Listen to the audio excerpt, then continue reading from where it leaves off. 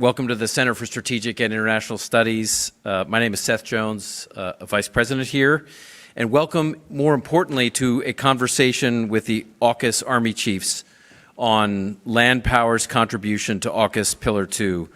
AUKUS, which was first announced in September of 2021, is a trilateral U.S. UK-Australia defense partnership, which includes two pillars, Pillar 1 and Pillar 2. I'll let Dr. Charles Edel talk more about that.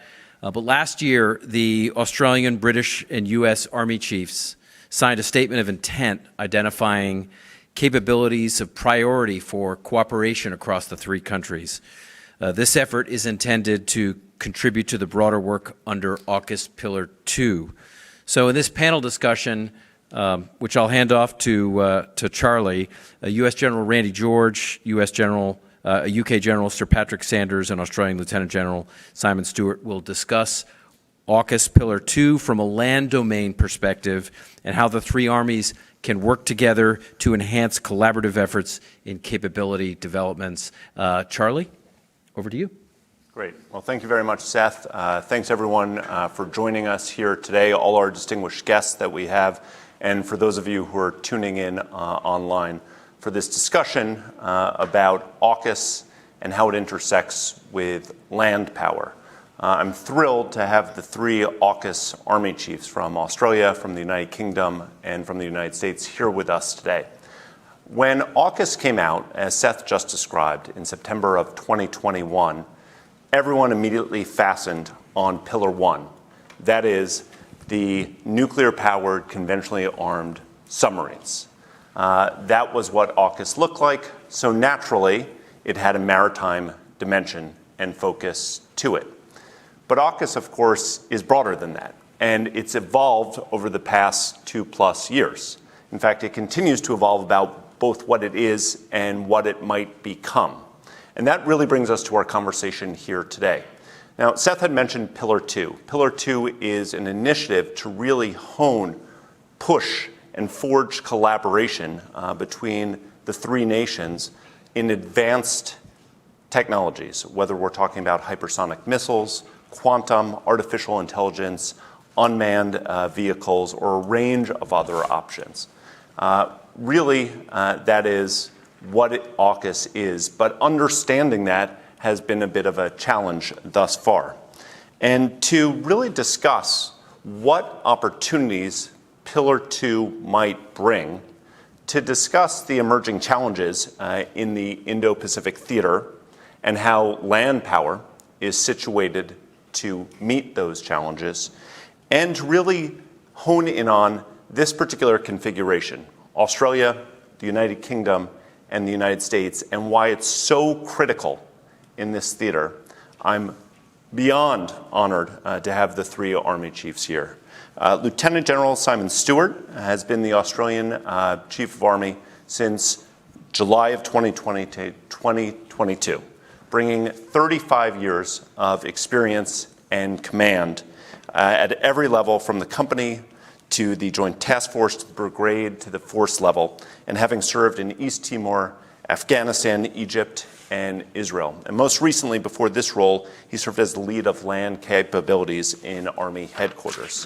Next to him, I have General Sir Patrick Sanders, who has been the Chief of the British Army since June of 2022 and has over 38 years of service and command experience in Northern Ireland, in Kosovo, in Bosnia, in Iraq, and Afghanistan.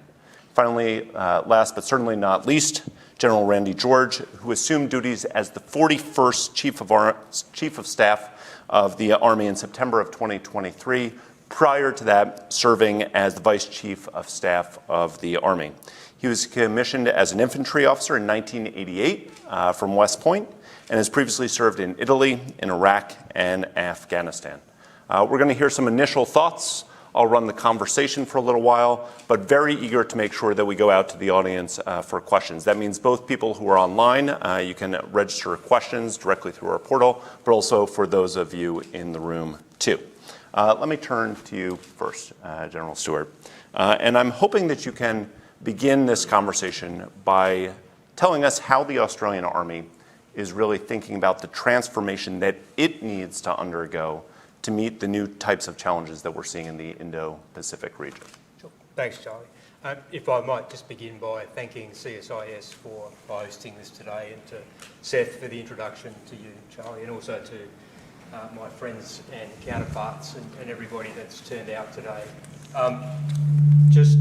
Last year, the Australian government commissioned a very detailed review called the Defence Strategic Review, and then issued very clear direction to the Department of Defence and the ADF. And it's probably worth just taking a moment to sketch out the context. It, as would be familiar to my counterparts, recognised that in an era of great power competition, defence and security is once again a whole-of-nation endeavour, but even more so, it requires us to work even more closely and in a more integrated fashion with allies and with partners. As military professionals, our greatest challenge is balancing the enduring human nature of warfare with its ever-changing character, and that ever-changing character is absolutely dominated by technological advancement at pace. And so really the challenge for us is how do we adapt at a speed that is relevant, and very clearly by working together we can achieve the sort of tempo, the sort of speed and the sort of outcomes that we all need. My job, of course, as the Chief of Army is to maximise the value proposition of land power and the contribution that armies and land power make to the combined multi-domain force, or the integrated force, as we describe it. And if I can just quickly, sketch out what that value proposition looks like. 5 key elements. We could go into them in a bit more detail later. But presence. Land forces are present among populations. They can understand the environment. They are persistent. They can consolidate gains across the integrated force. They can provide reassurance for partners, and they can contribute to deterrence through their persistent effect. Asymmetry. In the Indo-Pacific region, the A2AD complexes are optimised to defeat air and maritime forces. So how do we leverage the asymmetric effect of standing land forces that are distributed, that are survivable, that are sustainable? And of course, the ability to support our Navy and maritime forces in their manoeuvre by applying maritime fires from the land and expand the options there. The fourth is versatility. You can take almost any army unit or formation and it can perform a very broad range of tasks, from humanitarian assistance and disaster relief through to combat operations. And fifthly, and I think particularly importantly in today's climate, we are really good value for money. You get a lot of bang for buck out of armies and out of land forces. So a relatively inexpensive way of generating that value proposition. From an Australian Army perspective, I'm part of an ADF that has been directed to move from being a joint force to an integrated force. Quite simply, that means a joint force converges in effect. An integrated force is something you do to very deliberately and consciously design an integrated force so that it's more than the sum of its parts. We've been directed to move from a balanced to a focused force, and that means prioritising. And very clearly, AUKUS Pillar 1 is a great example of that prioritisation. And the Army I'm privileged to lead, has been directed to optimise for littoral manoeuvre operations. And if I may just finish on that, whenever you mention littoral, people immediately think of ships, boats, watercraft. They are absolutely central and important and vital, but it's actually about manoeuvre and advantage for the multi-domain force. The littorals are a couple of 100 kilometres either side of the beach. The air above that space, the electromagnetic spectrum that operates within it, and the space capabilities that can be applied within it. So it's how do you better leverage positional advantage for that integrated or combined multi-domain force. And so our adaptation, our transformation is all about very quickly filling the gap between where we are today and our capabilities, where we need to be in the future, long-range precision fires, the ability to draw on a persistent sensor network, to decide at machine speed, and to be able to manoeuvre in those littorals, but also to maintain the capability for the close fight, the combined arms fight, which is often the decisive phase in any battle and campaign. Thanks very much. One of the things that you had said, which I hope maybe we can draw out a little bit more, is the shift, as you rightly noted, highlighted in the Defence Strategic Review, about different suite of challenges than we had previously, so therefore a different type of force, no longer balanced across everything, but focused against a particular type of challenge. So hopefully we can pull that thread a little bit more. But things look similar, but not the same in a different part of the world. General Sanders, I really, with the Army fully invested in European security, quite obviously, I'm wondering if you could talk a little bit about how you see the British Army evolving against the backdrop of what's happening in Europe, and then on top of that, because it is on top of that, what is the role for the British Army in the Indo-Pacific? Well, thanks, Charles. And it's, as Simon said, it's a huge honour to be here sharing a platform with British Army's two closest partner armies and two close personal friends, in Randy and Simon as well. And like many, I have spent much of my operational career serving alongside US and Australian soldiers. It's also a signal honour to be here. You're described as the finest defence and national security think tank in the world. That's quite a place to be sitting. And this feels timely. You know, we can see threats proliferating at a scale, at a pace and a vector that we probably haven't seen for 80 years or more. It's not beyond the realms of possibility that these threats begin to metastasize together. And it's timely in the sense that time is surely the most critical strategic resource that we have in the face of these threats. And so it is so important to begin to restore deterrence, and that's about magazine depth, it's about warfighting competitive edge, and it's about partners, and that is what is at the heart of AUKUS, and for us, AUKUS Pillar 2. So I thought I'd just talk a little bit about strategy, about Ukraine, about land power, and what we're doing about it. On strategy, I always tend to go back to George Kennan. I think that it's hugely resonant with the Euro-Atlantic area at the moment, but more widely as well. And from that, we need to relearn the nuances of the strategies of containment, of deterrence and coercion.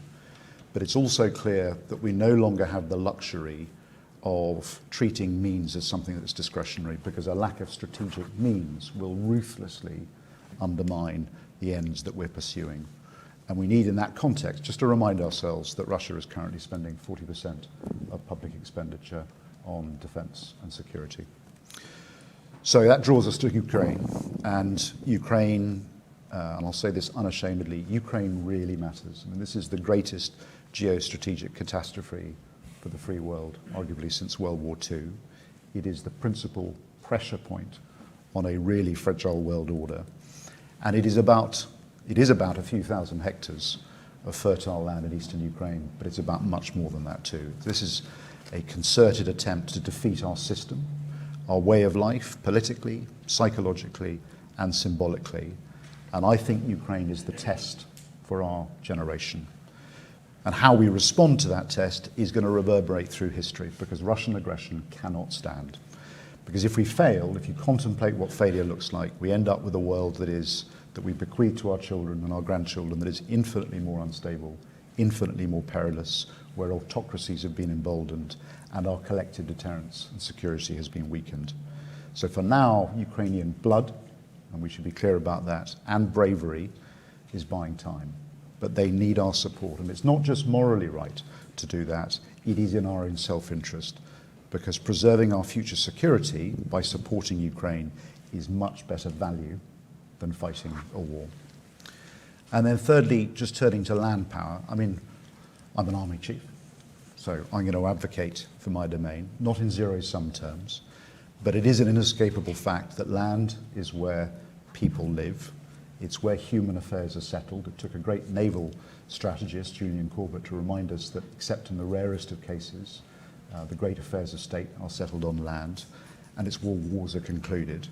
And I think, as Simon was saying, that it is growing in relative value as a domain, because as we see projectile ranges and precision increasing, the large capital platforms in the other domains are at risk. And you can mitigate this by thinking cross-domain, because cross-domain effects are more deliverable ever.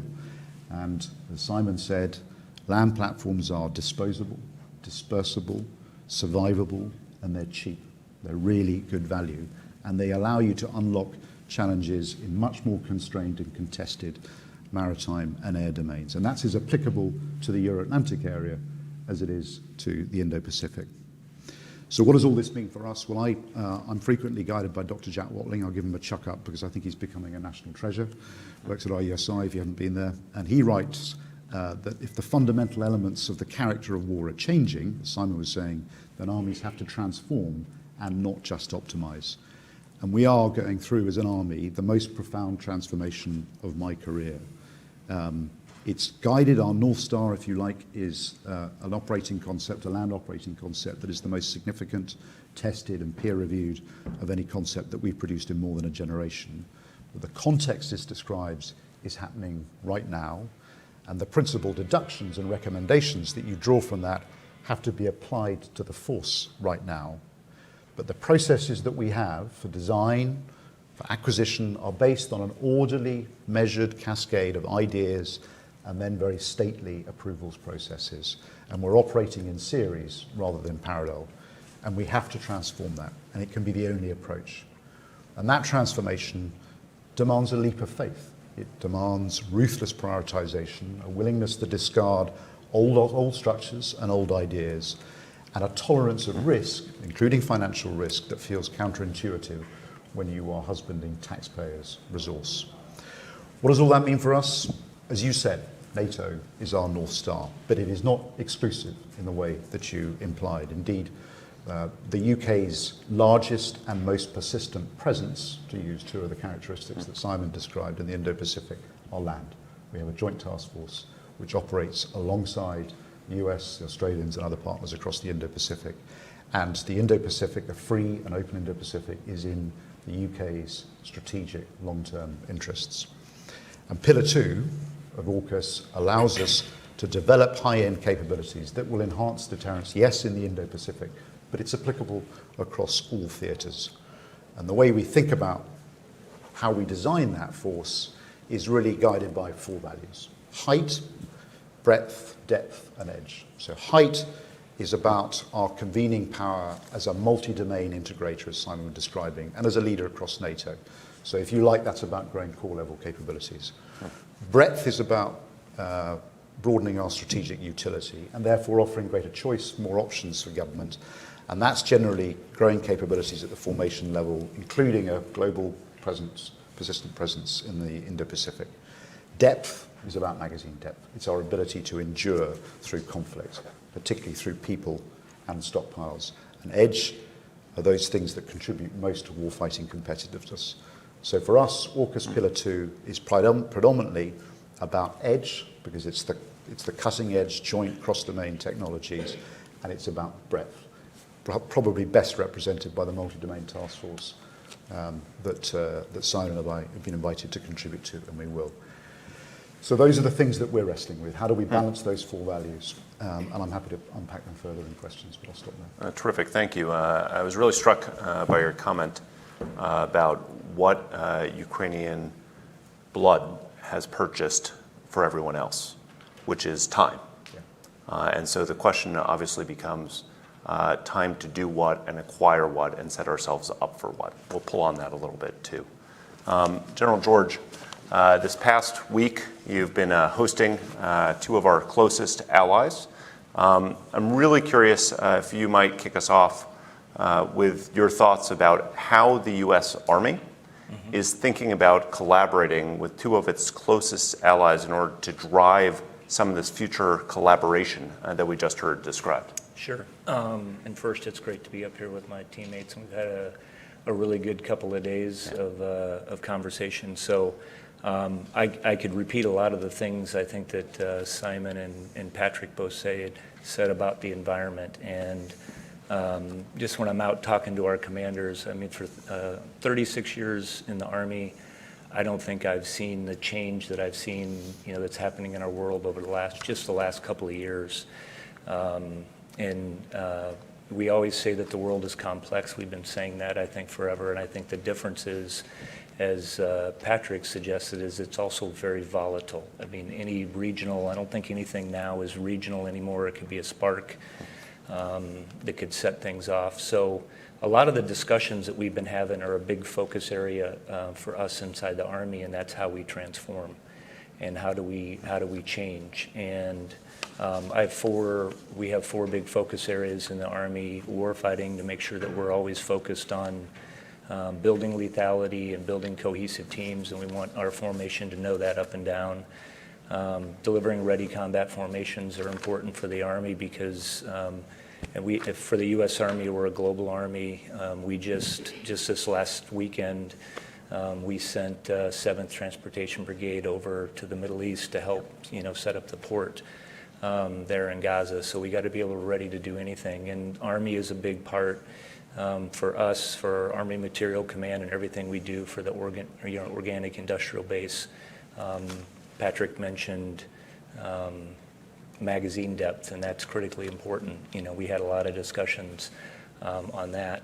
I think the big thing that we all three of us realize is that, the old model of where you would, put something out and say you had to change and maybe look at a system coming online in 3, 4, or 5 years, I think that we have to be quicker than that. And so what we talk about in the U.S. Army is continuous transformation, and what we're seeing, all the lessons that we're learning from the Ukraine or the Middle East. You really can't hide anymore. With all the sensors that you have out there, the UAS that's out there, everybody in here is in probably 1 million cell phone photos. I mean, there's really no hiding, that's out there right now, and that has implications for what we're, how we're going to have to transform. Commercial tech is moving much quicker than military tech in a lot of areas, and so we had a lot of conversations about that. I think people are moving to cities, combat's moving to cities, and that will have implications on what your force, what your capabilities are, and how you're gonna do those things. So we've really been focused on that, and it's a lesson observed, I think, until you actually make changes inside your service to whatever you're doing with changing how you operate, and this is what we're talking about. We have to change how we operate on the battlefield. We know that, for example, you can't have these big C2 nodes, command and control nodes that we've had. You're going to have to be dispersed, small, very low signature that's out there, or you're going to get killed on the battlefield. And we have to transform how that looks. We talked a lot about unmanned systems and what we can do to partner in that area. That's also tech that is moving really fast, and we have to figure that out. Same with countering unmanned systems or counter UAS. And I think we've also seen just what missile technology, and I think this gets to the cost effective, what we can do with PRISM, for example, one of our systems that can, how far that can reach. It's very, very difficult to target land-based fires, and I think we've seen that over in Ukraine. They can hide, they can move, and they're very effective, and just what that will do to contribute to the joint force. So we're busy in the Army, but we have to continuously transform, and what we're doing is undertaking is using every advantage that we have together as AUKUS nations to use exercises for us to transform. We were just out at Project Convergence, all three of us working together and making advancements. And what we're calling it in the U.S. Army is transforming in contact. We're going to have to transform in Europe. We're going to have to transform formations that are in the Middle East, and we're going to have to transform units that are out in the Pacific. And so we just have to have that culture, that innovation mindset, and we spent a lot of time talking about what we can do together to get momentum in those areas. Terrific. Thanks very much. If I can go back now to all of you, really.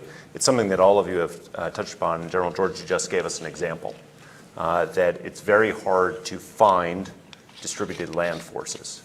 And so one of the things that I'd really like to draw out on this conversation is how do you think about, how should we think about how land power contributes both to a combined fight, a joint fight, in a theater that is predominantly water-based?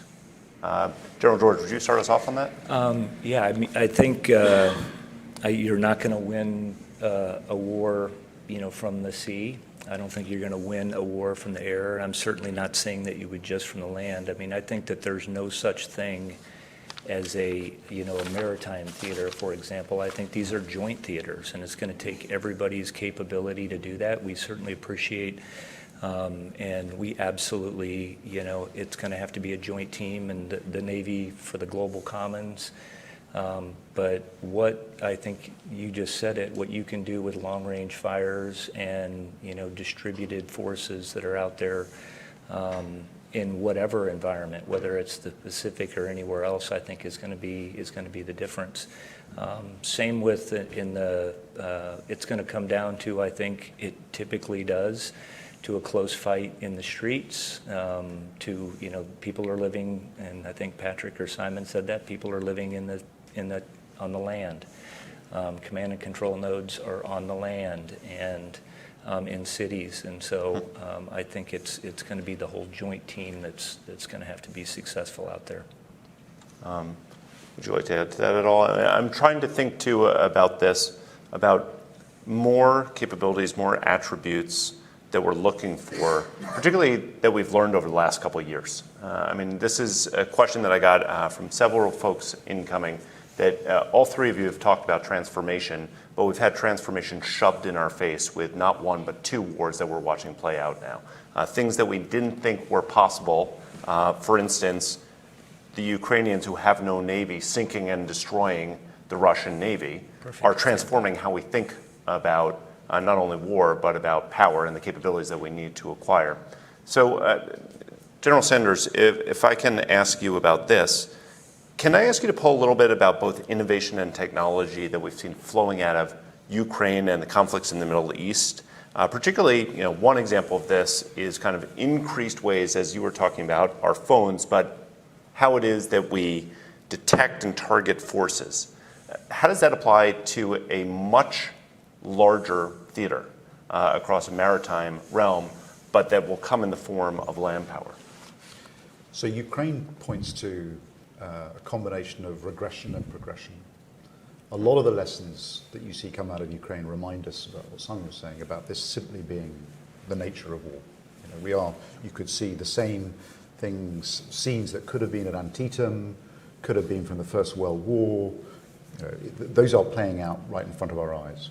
And those facets of war I don't think will change. But we're also seeing, as you're hinting at, extraordinary, progressive, almost revolutionary change in some of the character of war. And perhaps the most revolutionary aspect to this is what you could almost describe as a Cambrian explosion of autonomous systems. Now, not all of them are working effectively, so up to 80% of the drones during one period recently simply were not getting through because of an extraordinarily contested electromagnetic spectrum and effective Russian use of electronic warfare. But I think this does point to a very, very significant change, and that, of course, is enabled by data and by being able to freely flow data from sensors through to deciders, through to effectors, and across all domains. And just last week in Camp Pendleton, you saw a perfect example of that, where we were able to take data from an Air Force sensor, which we previously wouldn't have been able to do, not least because of levels of classification, and exchange it and pass it through a decider and then to an effector, both a British effector and an Australian effector. And the Australian effector was actually located in Australia. And that was done at machine speeds.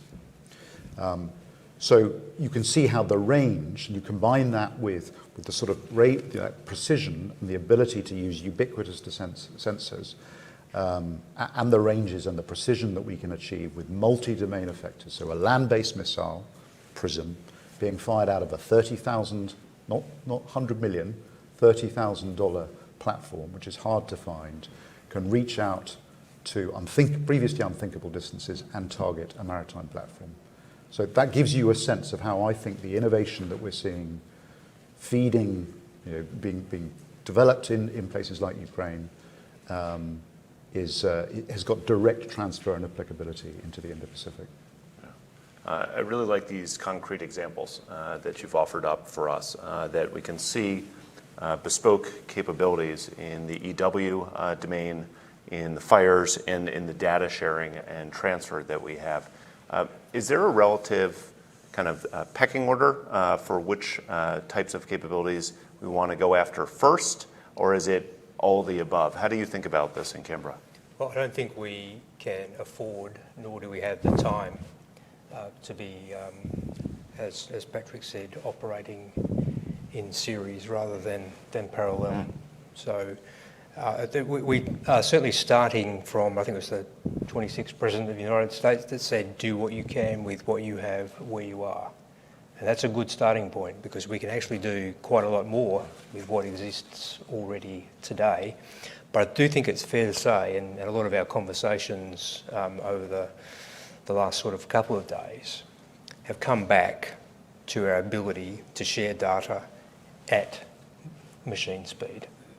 So, how do we communicate and share data? Because to actually deliver on the theory of any and every sensor, any decider, and the best effector, and then the optimal sustainer, you need to be able to operate at machine speed, and you need to get the right data in the right place at the right classification.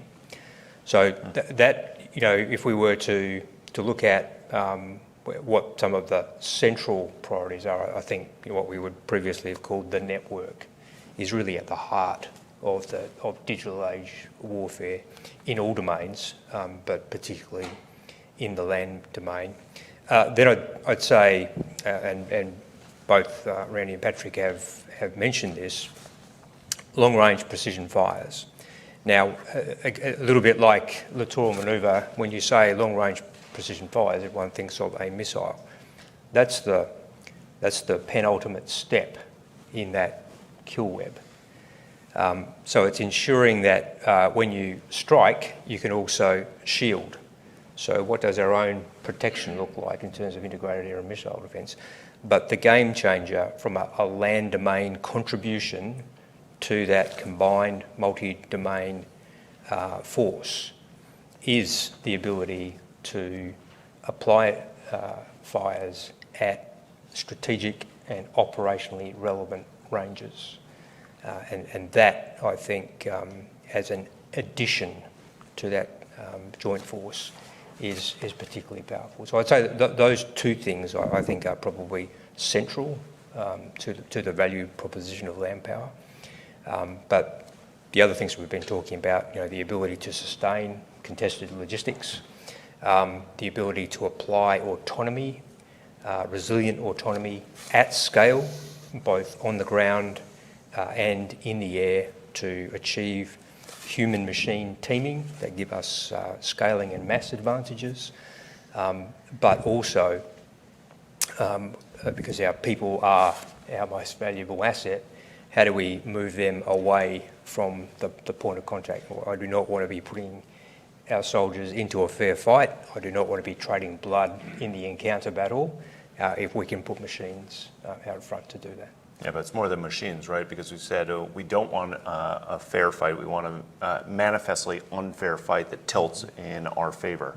And so the question is, and I think you've underscored this really well, is how does AUKUS, how do these three nations working together become more than the sum of its parts? I think you've given us really interesting examples about how this becomes additive, right? What the UK learns all of a sudden is pushed out to US operators. What Australia can see all of a sudden gets integrated into a larger system here. I'm not sure, General Sanders, if this aligns with the first of the pillars that you were talking about height, that we stack on top of each other and we have more breadth than we might otherwise here. But I do really want to drill down, if I might, for the challenges that we're facing. I won't get into one of the Washington games we play here, which is at what date precisely are we most concerned? It doesn't matter because we are concerned. I think that's the point that we underscore. But when we look about the decade of challenge, critical challenge that we find ourselves facing and emanating from Beijing as they go through a rapid military modernization, I guess the question that I have here is, how do we feel, not we, how do all of you feel about the speed with which you see AUKUS coming online and bringing combat capability to bear? Is it delivering deterrence fast enough, given the scope of the challenge that we're facing?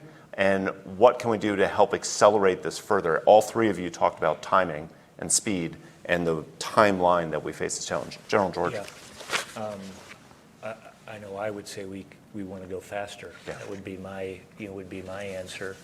And we have given very specific examples. To give another example, I think a lot of this with this partnership is that we get the ingenuity from three great countries and, all that industry together, coming forward. As a specific example, we were talking about UAS unmanned systems, that we could have a common controller and we could exchange systems and do things. So I think that there's ways that we're figuring that out.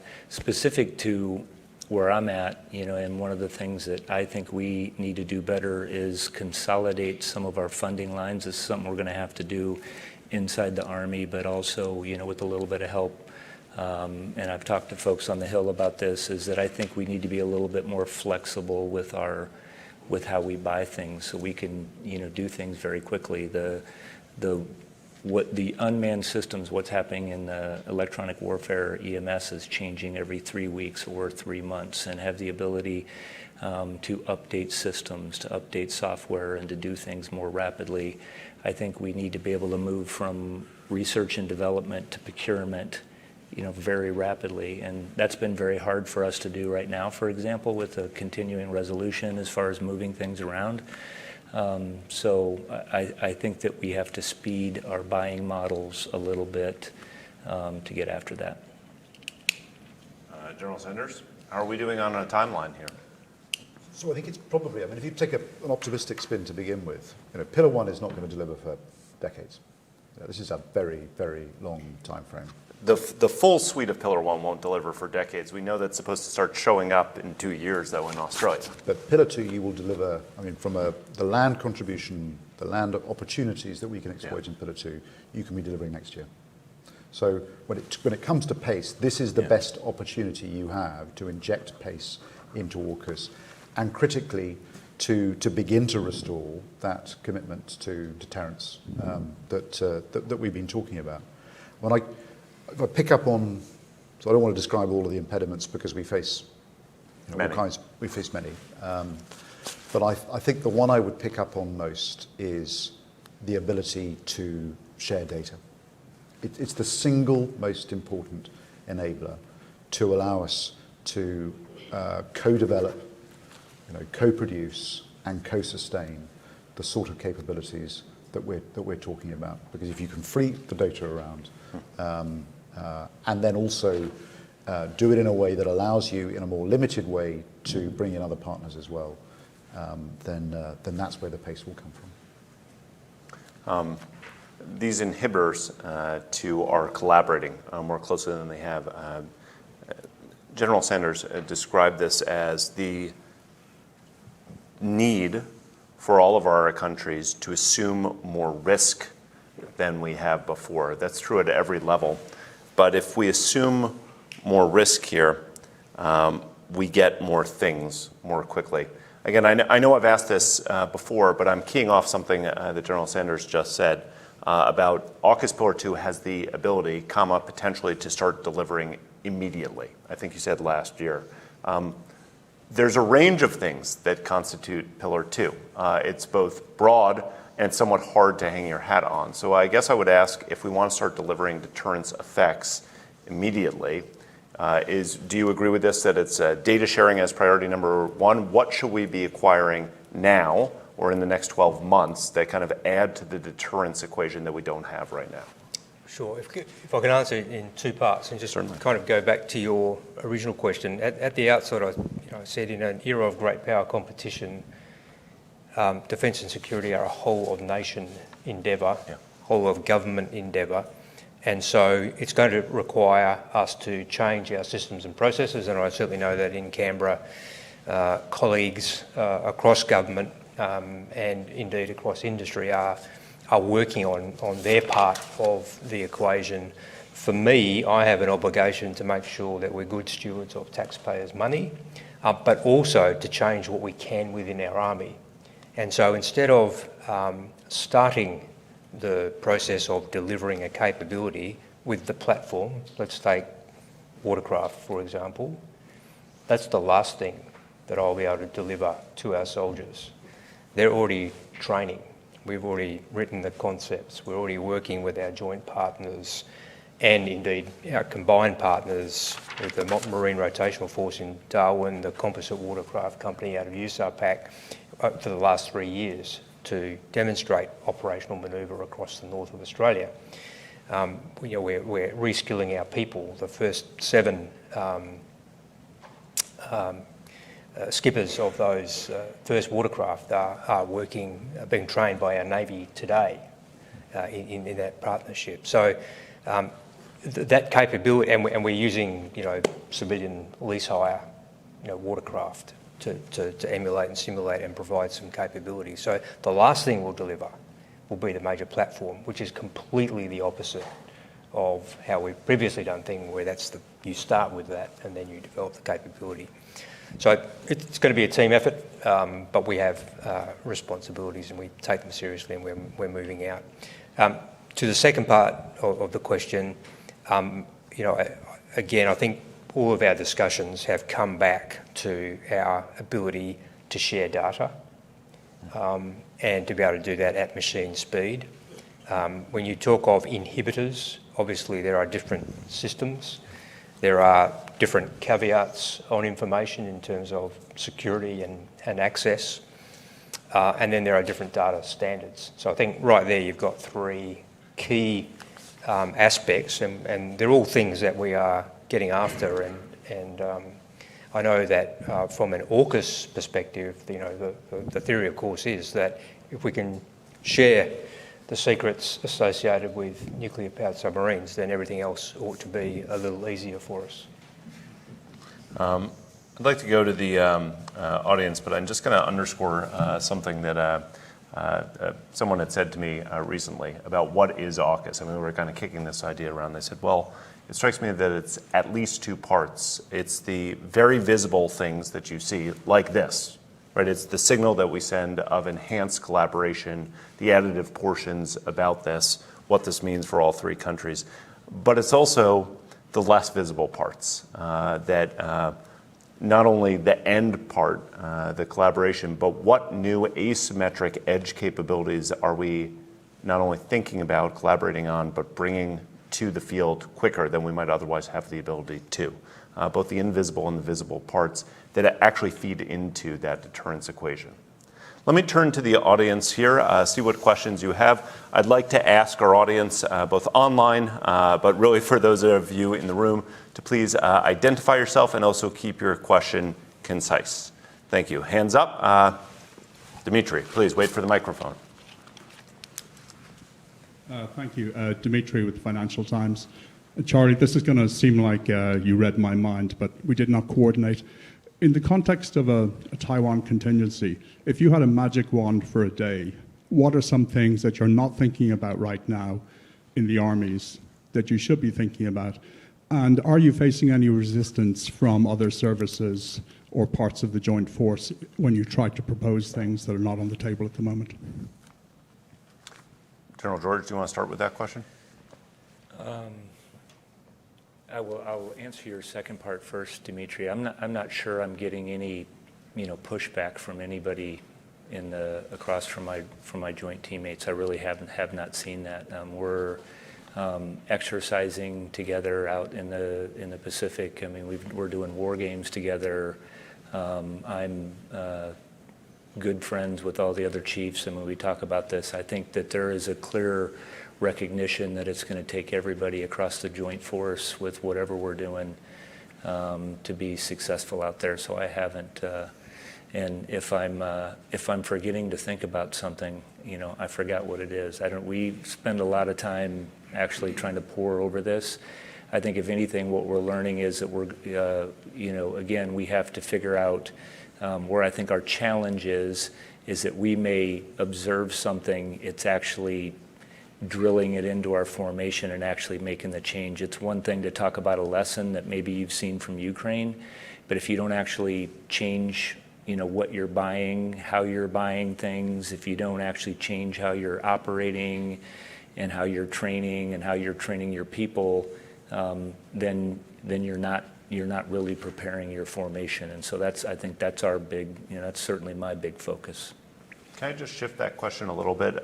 General Sanders, when you think about this, I mean, all the lessons that we're pulling out of Ukraine, transformation of war, also landlocked country, does this apply when we're thinking about, contested logistics, when we're thinking about a maritime theater, when we're thinking about a Taiwan contingency? Which things should we have front of mind for this? So first of all, I should clearly say to the Financial Times that any decision to be involved in a conflict in the Indo-Pacific will be a government one, so I'm not going to put that out there. So one of the things I think we have learnt from Ukraine, and I don't know if this extends to the scenario you describe, is that at the start of a conflict, you see actually a dislocation of domains.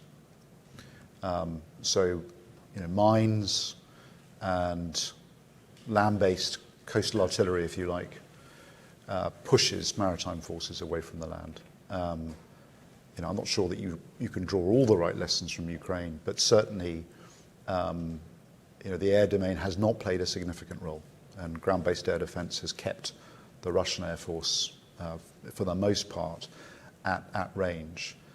And so you need to be able to think through how initially you can either unlock that problem, or you have got sufficient organic resilience and capability to be able to cope with that initial phase of dislocation of domains, because you may not be able to rely on the assumptions. But in the same way that if you want to go fast, you go alone. You want to go far, you go together. The only way that we unlock some of these very, very complex operational challenges that we're going to face is to do it, A, by integrating all the domains. I mean, I think that is our superpower as armed forces. We do it arguably better than anyone else in the world. And secondly, to be able to do it with partners. And that comes down to what we've been banging on about, which is enabling the data sharing and the interoperability.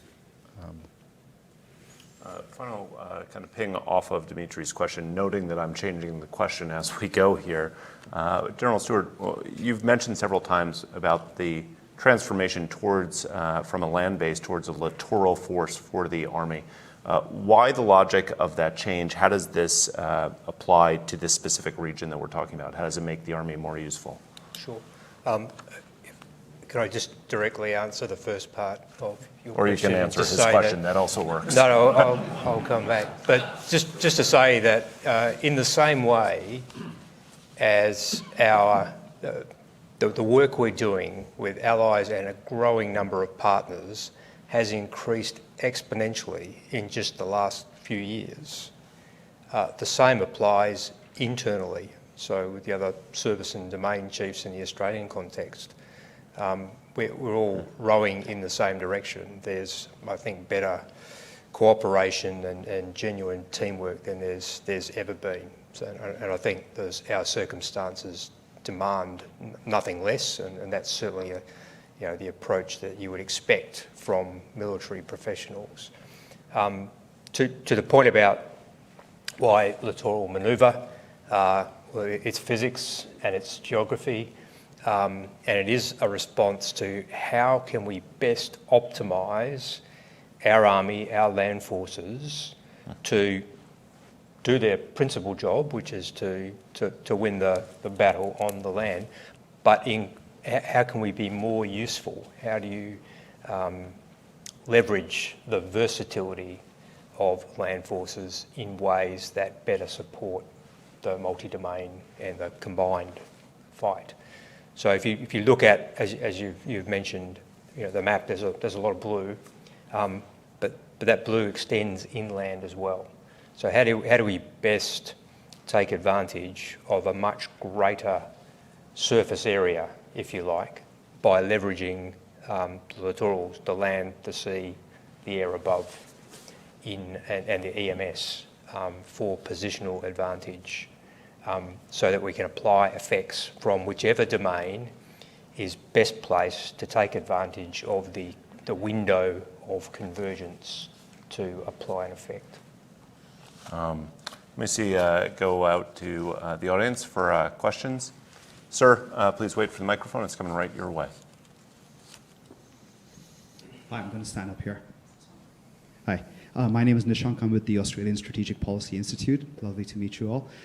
We've talked about asymmetric capabilities and the grey zone. So my question to each of you is, what is your conception of the grey zone in the Indo-Pacific vis-a-vis China? And what is the role of land power, particularly in exploiting that grey zone? I'm wondering if you could draw on any lessons from Afghanistan and Iraq, knowing, of course, that that's, we don't really talk about that much anymore. We're looking at Ukraine specifically, but certainly China and other actors are looking at the performance and, of course, the end state in both Afghanistan and Iraq. So what, if any, are some of the lessons that can be drawn on from those conflicts to develop our understanding of the grey zone, and perhaps how can we exploit it in the Indo-Pacific? Thank you. Great. Thank you for the really simple question. How do you define the grey zone challenge, and what are we doing to go after it? Let's start actually right in the region. How do you think about this? Yeah, sure. Look, I actually don't subscribe to the theory of a grey zone, other than to say that I think the term emerges from the gaps in our capabilities to respond to the challenges of the 21st century. And that's what we've been working for the last sort of half decade in the sort of post-Iraq, Afghanistan era, to understand how we need to firstly modernise, then it was transform, and now adapt. And adapt means a continual process to the changes in our operating environment. So I think grey zone sort of really is a term that describes a set of challenges that we didn't really have good answers for. And so the areas that we've just been talking about, those areas of endeavour, and in particular being able to share data and information at machine speed and in an environment of trust is central to that.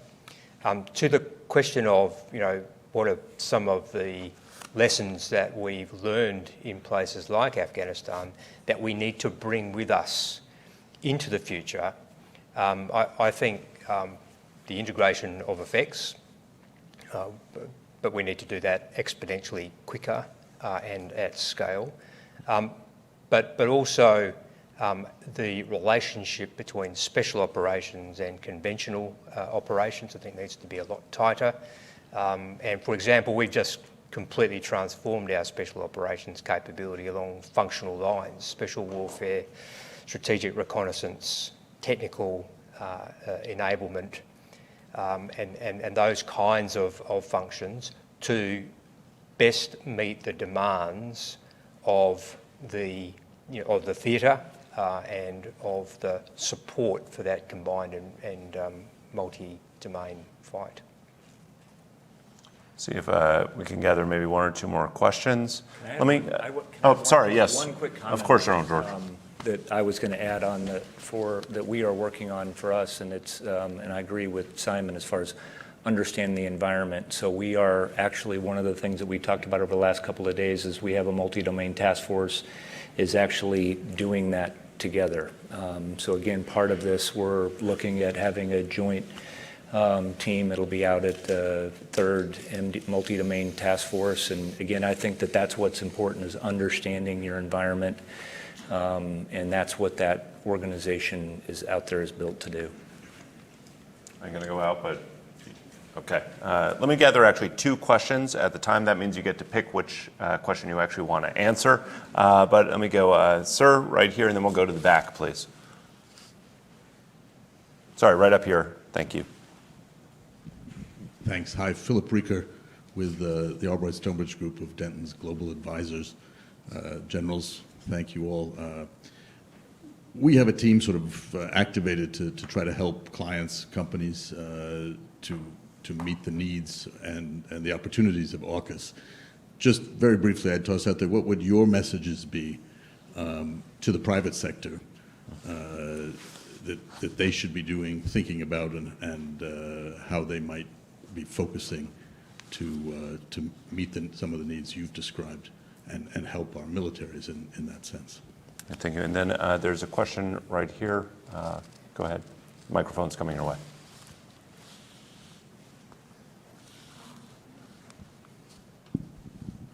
Hi, I'm Kate Edel from the Washington Post. I just wanted to ask about your perceptions of Beijing's land forces, how they're changing, and whether you think Ukraine has really impacted their thinking in terms of how they're thinking regionally as well, growing their partnerships in the region. Great. Let me throw it back to the 3 of you. We have one question about how you'd like the private sector to be thinking about some of the opportunities that we've scoped here. And then 2, how is Beijing viewing this, particularly some of the transformations that we've been talking about here? General George, you mind kicking off? Yeah, so the big things that we've been talking about is unmanned systems and countering unmanned systems. I think the big challenges that we're seeing and how fast that's spinning, and how quickly that we need to be able to react to that.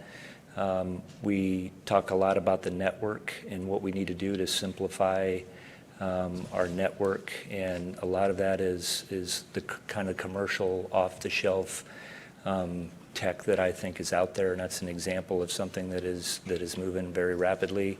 I think a lot in the contested logistics that we can, that we're talking about, additive manufacturing, telemaintenance, and all the things, again, that we're learning, and then obviously spend a lot of time on long-range fires. So those are kind of the big areas that we are really focused on, and I think we could bring things very quickly to AUKUS. So in the spirit of rugby, I'm going to leave the hospital pass on the Chinese army to my good friend Simon to pick up on. And just to acknowledge Philip, who was not only a great servant to the United States, but a great friend to the UK as well. So it's good to see you again. I think I would focus on responsibility.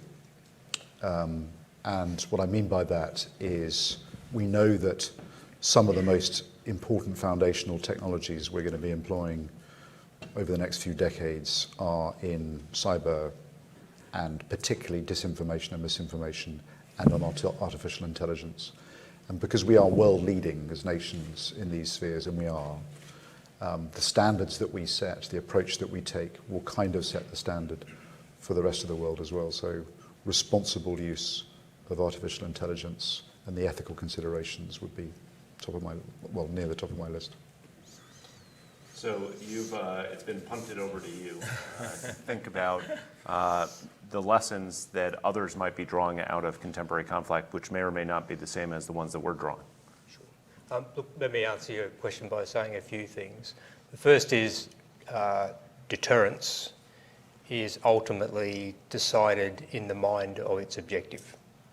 And our nations all seek to ensure that we live in a world that we call it the rules-based order. That is, there are road rules, and that we can all nations can live in a way that satisfies their national interest, the way of life, their quality of life, and not be dictated to.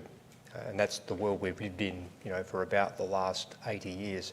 That's worth preserving, and that's worth working together to preserve. As I said at the outset, whole of nation and a combined effort and capability, or collective capability, is at the heart of supporting collective will. And it's our job as military professionals, as leaders of our respective armies, to ensure that we are doing our part to generate collective capability as part of that combined multi-domain force, to provide the governments and the communities that we serve with options to demonstrate collective capability that gives effect, gives expression to collective will. It is not specifically directed at anyone. It is directed at everyone who might seek to challenge that global rules-based order. I'd like to wrap here by thanking all three of you for coming here to have this conversation, because this is, I'd say, an underappreciated, but it's really an underdeveloped part of how we think about this domain.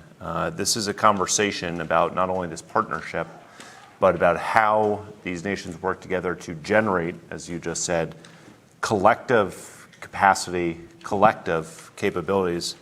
And one thing that really struck me in our conversation is, if it hasn't hit you in the face already, the fact that we're moving into a new and much more contested environment, it's very clear that the risks that we are assuming are greater. And so the risks that we need to take, from how we do business as usual, to potentially what our budgets look like, to the amount of friction we're willing to stand as we push back against coercive attempts to undermine this rules-based order, is growing.